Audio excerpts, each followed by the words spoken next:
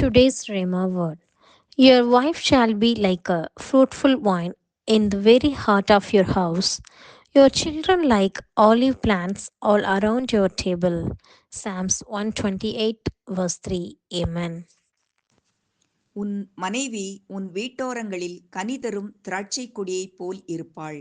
உன் பிள்ளைகள் உன் பந்தியை சுற்றிலும் ஒலிவமரக் கன்றுகளைப் போல் இருப்பார்கள். சங்கீதம் 128:3. ആമേൻ.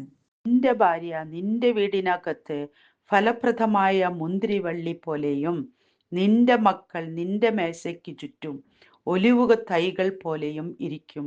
സങ്കീർത്തനങ്ങളുടെ 128:3. ആമേൻ.